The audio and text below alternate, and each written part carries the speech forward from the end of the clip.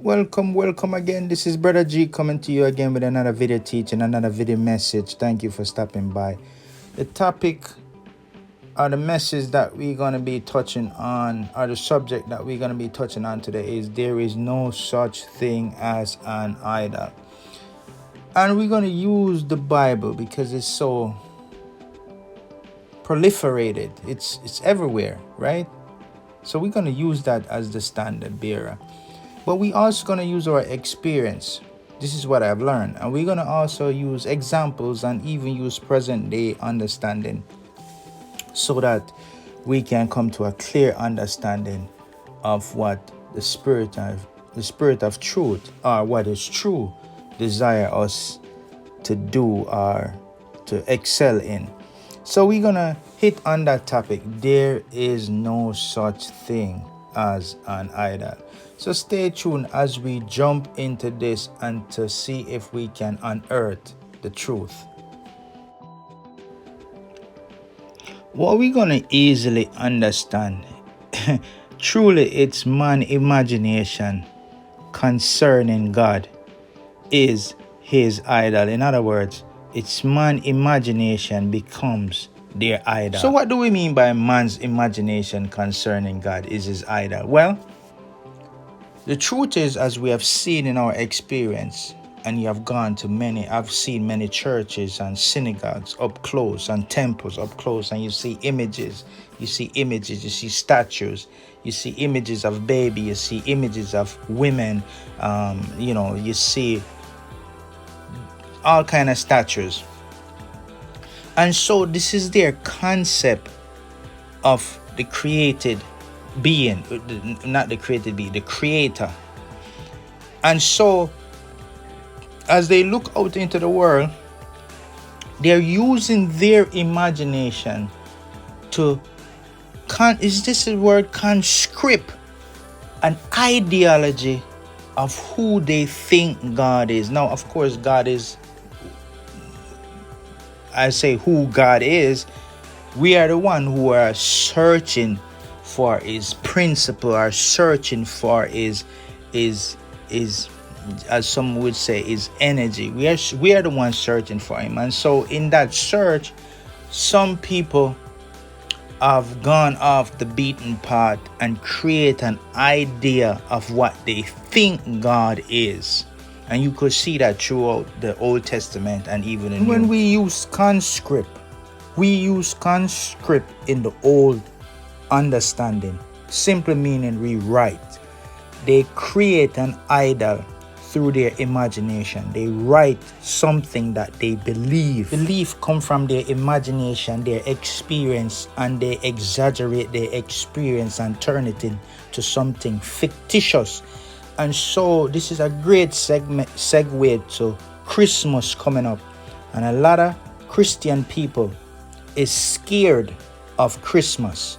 They're scared of the idea of Christmas. They're scared. But I'm here to tell you, say, Christmas is nothing. It's just a belief. It's just a concept that they have received from their ancestor. A lot of fictitious ideas. That's basically what, and there's no more to be scared or fearful of these things. Jeremiah 10, we're going to read from verse 2 to verse 5. Thus said the Lord, the Spirit of truth, God, learn not the way of the heathen, and be not dismayed at the signs of heaven, for the heathens are dismayed at them. This is a revelation even today, where you think that the sun, the moon, and the stars is going to crash into the earth and kill everybody, just as how they tell us that the flood filled up the whole heaven and earth. That's not the truth. The truth is here. You're hearing the truth right now. No such folly. Now Jeremiah the prophet said to the people of truth, the people of the way, say, you must not learn the heathens them way, and be not dismayed at the signs of heaven, for the heathens are dismayed at them. Look right now, presently, people are worried, and I'm here to comfort you in the truth God, the true God, that no such folly will happen. For the customs of the people are vanity, they are vain, they are useless, they have no benefit. For one cutteth a tree out of the forest, the work of the hands of the workman with the axe. Now realize that the tree didn't cut itself down. It's the man with the ideology or the concept in his mind that he got from his ancestor, and that therefore use him to get the axe to cut down the tree to create an idol. So it's really not the tree is the idol. It's the man and his concept. Cut down the tree, verse 4 says, they deck it with silver and with gold. They fasten it with nails and with hammer, that it move not. Of course, because the tree have nothing to do with being an idol. The tree is just a stupid image. It's really the man who cut down the tree with the concept and the ideology and the belief and his theology, which is called heathen. Heathen is not a nation. Heathen is not a color. Heathenism is a custom, a belief that the people them practice. That's what a heathen is. And a people of the way are people of God, are people who know the truth, not an outward appearance.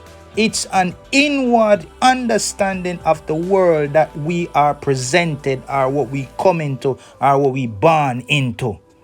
Verse 5, which is up on the screen, they are upright as a palm tree, but speak not. They must need to be carried. It says born here, carried, because they cannot go. Be not afraid of them, for they cannot do evil, neither also is it in them to do good. That is so simple. It's the man who cut down the tree. That is so simple. It's the man that cut down the tree and the man that holded the axe. Him, well, in reality, him you're afraid of. Him are the real idol, not the tree. You don't have to burn the tree, you don't have to do nothing with the tree. The tree is just a useless image, just like many other images that they force you to worship. But God is a spirit, according to what they're giving us or forced upon us. That makes sense. God is not anything physical that we can put on. And let me prophesy to you, there is absolutely nothing in this world that we see with the eyes can give us a full understanding of who God is, our creator is. Take that to the spiritual bank. There's more to say as we are in this world of Christmas, and how proliferated it is. It's everywhere, and how we should deal with people with this Christmas and this. Basically, don't be scared. It can't do you nothing. Whether you eat, whether you take their bonus, whether you do anything, it can't do a thing to you. Habakkuk 2 verse 18 and 19. What profit the graven image that the maker thereof have with the graven image, the molten image, and the teachers of lies? Obviously, the maker of his work trusted therein to make dumb idols. Obviously, that's what I coined this phrase. It's really the ventriloquist behind the dummy is the idol. It's really not the TV is the idol, but the people, the mediator behind the TV. It's not really the internet. It's really the people who have already ordered themselves in lies and some truth that is the idol.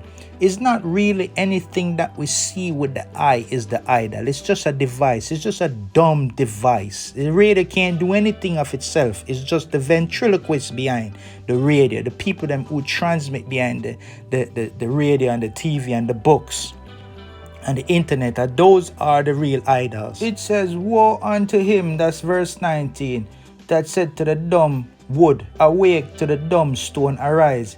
It shall teach. Behold, it is laid over with gold and silver, and there is no bread at all in the midst of it. Now, when it says right here, behold, it says, awake to the dumb stone and the dumb wood. In other words, what he's saying, the dumb wood and the dumb stone will not ever, ever, ever, ever speak. If you go back to verse 18, it's the teachers of lies that are speaking through the dummy stone. So it's not the dummy stone or the dummy wood is speaking. It's not the radio in it of itself speaking. It's not the internet of itself is speaking. It's not the book that you read is speaking. It's not the wood and the stone, as the prophet here says. It's when you said to wake and it shall teach. The dumb stone and the dumb wood will never speak. It's the teachers of lies who are the ventriloquists behind the dumb stone and the dumb wood. It's not the radio speaking in it of itself. The radio is just a stupid device that transmits the devil behind the transmitter. Nothing that we see, whether it is book, whether it's the Bible, is the idea that was transliterated or written into it. Is the spirit we have to confer with to see if it is true or lies. So again, in today's day, as there are so many lies, and there for decades there have been many teachers of lies, and they have passed on some of their lies to us. But God in the spirit always raise up somebody with some understanding. 1 Corinthians 8, we're starting to read from verse 4 to about 6. As concerning therefore the eating of those things that are offered in sacrifice unto idols, we know that an idol is nothing in the world, and that there is none other God but one. There is only one spirit of truth. There's just one. Whether you call him any name, is just one of truth, just one. For though there be many called gods, small g gods, governors, president, leaders, kings, captain, priests, whatever, deacons, they are called gods because they are the mediator. Whether in heaven or in the earth, as there be gods many or lords many, there are many lords. But to us there is only one God, the Father of whom all things, all creation, and in him one Lord, Jesus Christ, by whom all things, and we by him. I'm not going to discuss the Christ part because that is so confusing. So in other words, these Corinthian people were crying over that some people were eating food that was offered to a sacrifice, and they realized through the truth that whether the food is offered to idol, it's nothing. The food in it of itself, it's whether it's prepared good or it's prepared evil. That's what you have to concern with. And nowadays it has been translated or transported into whether you eat pig or not eat pig. I don't eat lamb chops because I eat it and it hurt my stomach. Therefore, lamb chops is ungodly. That is not sound teaching. The pig is, whether you want to say the pig is contaminated and it's made for food. It's man who says it is not good to eat, but the people that are wealthy, they have found ways how to prepare the food and make it becomes edible. So basically, pork are nothing that you eat. Some things that we eat, we don't eat because it's not our custom to eat it. That's the truth of the matter.